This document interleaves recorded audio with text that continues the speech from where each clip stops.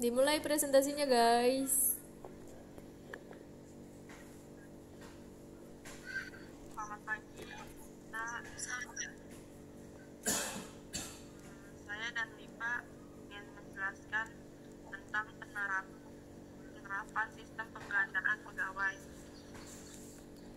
Saya mewakili kelompok 5. Lanjut ke ini, Bu.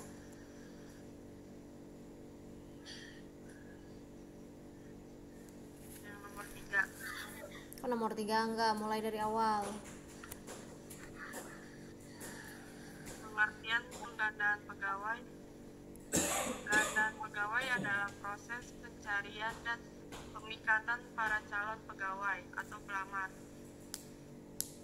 Agak loading bentar ya.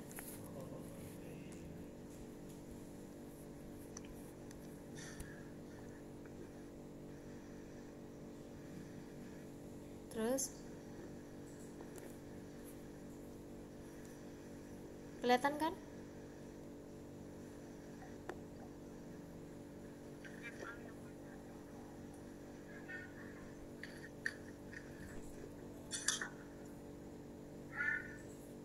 Lip.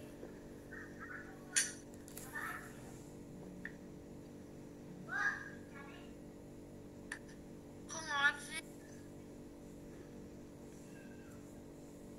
Ada nggak, Lipa? Gue dulu aja ya, Pak. Apa? Gue dulu yang baca. Oh, gua 3/4. Iya. Sumber tenaga kerja pegawai. Sumber internal. Gue dulu kali, Pak. Yang mana sih? Yang di PPT. Ini ya?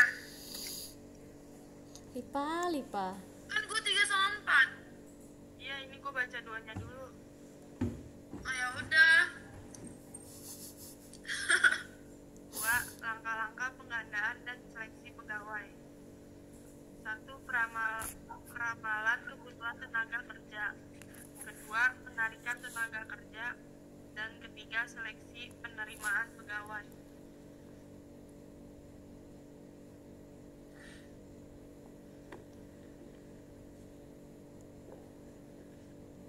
Lipa. Nomor 3. Nah, ini 3. Nomor 3-nya mana? Ini. Ini 2. Di Lipa belum jalan. Belum. Belum. Loh, di Maria juga belum. Belum. 3. Sumber tenaga kerja pegawai. A. Sumber internal. Sumber internal adalah karyawan yang akan mengisi lowongan kerja yang lowongannya diambil dari dalam perusahaan tersebut. B. Sumber eksternal. Sumber eksternal adalah karyawan yang akan mengisi jabatan yang lowongan dilakukan penarikan dari sumber-sumber tenaga kerja di luar perusahaan. 4. Tingkat-tingkat seleksi. A. Seleksi tingkat pertama hanya dilakukan secara teoritis saja sehingga kemampuan atau mental mengerjakan pekerjaannya yang akan ditugaskan. B. Seleksi tingkat kedua. Dalam seleksi tingkat kedua dilakukan seleksi atas calon yang berstatus masa percobaan. C. Seleksi tingkat ketiga. Seleksi tingkat ketiga adalah seleksi yang dilakukan dengan mengikuti prajabatan atau latihan yang diakhiri dengan ujian-ujian. 5 ya? 5. Dapat seleksi tolak ukur. Kepala tolak ukur adalah kesulitan untuk menentukan standar tolak ukur yang akan digunakan mengukur kualifikasi secara seleksi. Objektif. Terus Penyeleksi adalah kesulitan mendapatkan penyeleksi yang benar-benar qualified, jujur dan objektif penilaiannya. Ya. Lah yang pelamar? Iya, lu nomor 6. Yang pelamar belum. Nomor 6-nya nggak ada. Enggak, tunggu, tadi kan baru penyeleksi. Dia pelamar yang belum diiniin. Enggak kelihatan pelamar ya? Ya udah, iya. Ya udah ya ya. Ya udah, iya Bu, ya udah. Aduh. Lipa, ya Allah Lipa. 6. Penempatan orientasi dan induksi karyawan. Penempatan karyawan adalah menempatkan calon karyawan yang diterima pada jabatan atau orientasi karyawan bagi setiap karyawan baru harus dilakukan menyatakan bahwa mereka betul-betul diterima di perusahaannya. Induksi karyawan adalah kegiatan untuk mengubah perilaku karyawan baru supaya menyesuaikan diri dengan tatanan perusahaan. Kesimpulannya si Maria.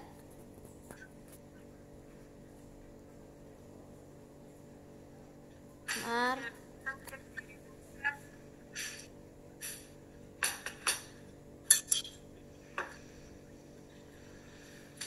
Maria, mana Maria? Mar? Iya Bu. Iya Bu. Ayo, mana? Kesimpulan.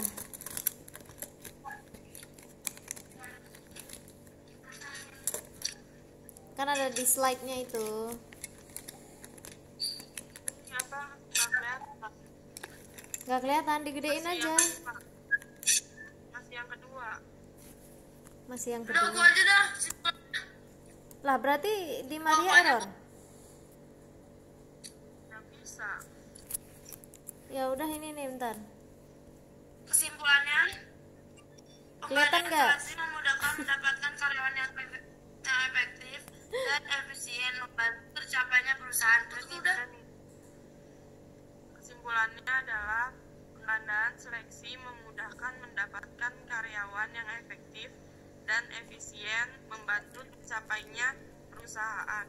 Selain itu, penggandaan pegawai yang dilakukan oleh suatu perusahaan juga bertujuan untuk menarik atau memikat minat para pelamar pekerjaan.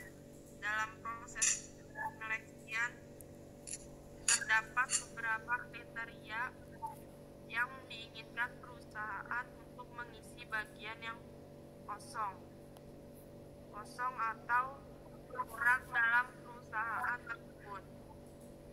Ini diharapkan produktivitas perusahaan semakin meningkat di masa yang akan datang. Yang Oke. di bawahnya nggak usah ya? Nggak usah, itu soal untuk teman-teman. Nah, kemarin ada pertanyaan dari Verda sama Hanung. Kalian jawab nih, karena kemarin harusnya ada sesi tanya jawab, cuman karena mereka cuman berdua ya ibu kasih cuman 2 pertanyaan. Nah, kalian sekarang jawab, untuk terserah kalian siapa yang mau jawab ini ya. Maksudnya ini ada 2, berarti Apa tuh? ini yang pertama itu tunggu ibu close ini dulu. Ketik Bu, nggak kelihatan Bu. Iya bentar. Suaranya pelan banget. Suara siapa yang pelan? Bu, suaranya pelan banget. Suara ibu yang pelan. Suara Ibu. Di Maria pelan nggak? Udah gede. Ya, Lipa aja tuh. Oke, bentar.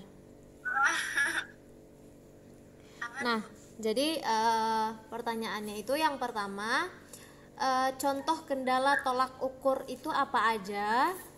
Terus yang kedua, ujian apa aja saat seleksi pegawai dilakukan?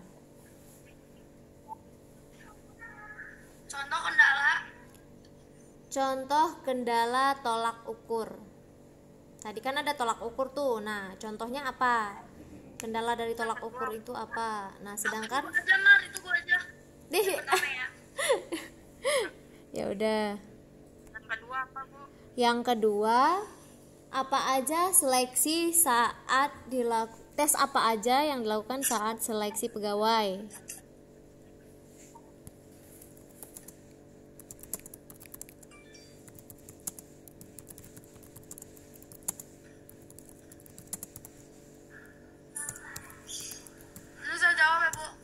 Ya, Bentar aja. ya boleh. Silakan Lipa.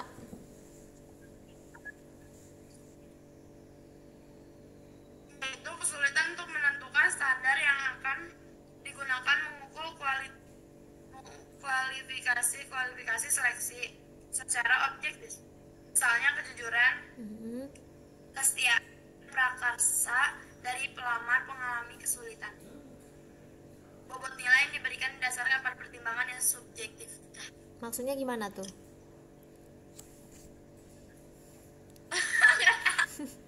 Nggak tahu. Kok nggak tahu? Gimana ya? Kan tadi Ya, udah itu. ngomong tuh. Nah, maksudnya gimana?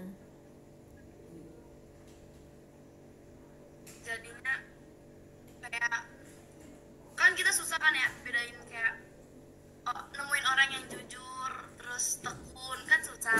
Mhm. Nah itu udah itu Oke. Nggak apa-apa kok, nggak apa-apa. Nah, benar bukan sih? bener kok, cuman sedikit kurang bahasanya, maksudnya terlalu singkat gitu ya. Nah ya udah, sekarang Maria. Iya benar, yang penting jawab. Pakai sambal nggak? Nih. Itu Maria ngechat, Maria udahan.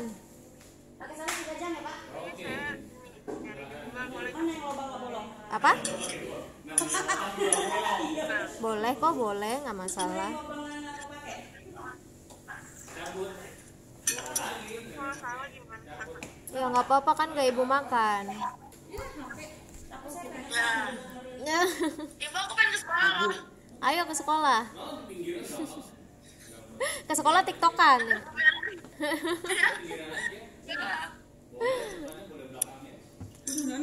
Ya udah, ayo Maria jawab dulu. Tes apa saja yang dilakukan saat seleksi pegawai? Mm-mm. Seleksi berkas, Nggak usah takut, jawab aja. tes kompetensi dasar, Oke, kita ngadep ke depan. Gue udah tau gue di sini. yang keempat tes perhitungan, Mhm. yang kelima Oh, Gatot. wawancara, Di sini ngeprint bisa nggak sih? Ngeprint. keenam job test, yang Ada ya? ada tes keluarga, Mm. Iya pengennya begitu tapi belum selesai. Udah. Dijelasin dong, tes itu apa aja, maksudnya tuh gimana. seleksi berkas, jadi seleksi tahap awal yang akan Iya, pada surat lamaran. Mantannya Bonnie. Kalau tes kompetensi dasar, Aku bayangin. tesnya perhitungan, pengetahuan paham pembacaan. Kalau psikotes itu biasanya untuk mengetahui diri sendiri, kecenderungan, sikap, kepribadian, dan cara kerjanya. Kalau tes berempat, tes ini biasanya ada di psikotes dan bentuknya berupa tulisan yang berisi deretan angka. Kalau cara menanyakan tentang apa yang pernah dilakukan, pengalaman atau organisasi. Kalau Lipa suaranya matiin dulu, Lip. kita saksi kerja atau bidang yang dilamar. Kalau tes kesehatan biasanya menentukan terima atau tidaknya. Lipa. Lipa. Ini Lipa suaranya jadi ngeganggu penjelasan Maria tadi. Ibu cemberut mulu banyak pikiran ibu. Emang iya. Tadi Lipa tuh suaranya itu ngeganggu suara Maria lagi ngejelasin tahu, jadi berisik gitu. Emang iya. Ih, dia mah malah Sakit gedean nih kayaknya. Kita mah belum tua. Mau diulang dulu. kasihan Ya Maria. kasihan banget dah. Ya udah, Udah gue silent deh. Ya, silent dulu. Terus Maria ulang dikit nggak apa-apa ya. Iya, pulang. Dah, ayo Maria. Nanti muncul atu buntutnya, udah pulang Ya. aja lagi. Jadi kalau seleksi prestasi biasanya jadi seleksi tahap awal yang didasarkan pada surat lamaran atau CV. Nah, kalau tes kompetensi dasar, dia tesnya meliputi penghitungan atau pengetahuan umum. Apa Kalau nih, psikotes apa Dani? untuk mengetahui diri sendiri, kecenderungan, sikap, Gue baru kali. pikiran, dan cara kerjanya. Kalau tes berhitung cepat, Lu ini ngapain? biasanya ada psikotes dan bentuknya berupa kertas besar berisi deretan angka yang banyak. Wawancara menanyakan tentang apa yang pernah dilakukan atau pengalaman magang dan lainnya gitu. Ayo Kak Sri, kita mulai. Tes yang memungkinkan perusahaan akan meminta untuk praktik kerja sesuai bidang yang dilamar. Nah, yang terakhir ada tes kesehatan. Tes ini bisa menentukan diterima atau tidaknya, apalagi jika pekerjaan ini menuntut tubuh yang fit. Udah, Bu. Oke, thank you ya buat Maria sama ada perap jatuh kan. Oke, thank you buat Maria sama Lipa ya, udah mau ngejelasin, mau pakai Zoom ya kan, jadi ibu nggak kesulitan buat ngerekam karena ini nanti rekamannya juga ibu share ke teman-teman yang lain, maksudnya sebagai bentuk penilaian ke nanti kan dinilai sama teman-temannya. Rame banget suara Lipa, rumah Lipa rame banget. Oke, nah jadi untuk penjelasan kalian ya, kalian gak jauh-jauh beda sama teman-teman yang lain. Ibu lihat ya, masih terlalu textbook suaranya, pembacaannya gitu, nggak ada yang dijelaskan ulang kayak gitu ya. Terus untuk jawabannya mungkin kayaknya kalian masih kurang paham nih, kayak si Lipa, ya gitu Bu, ya nggak tahu Bu gitu ya, berarti masih kurang paham. Ya orang berbangun itu Lagian anak gadis bangunnya telat-telat ya, lagian anak gadis bangunnya telat-telat ya kan. Besok-besok jangan lagi ya, Iya Bu. janji ya.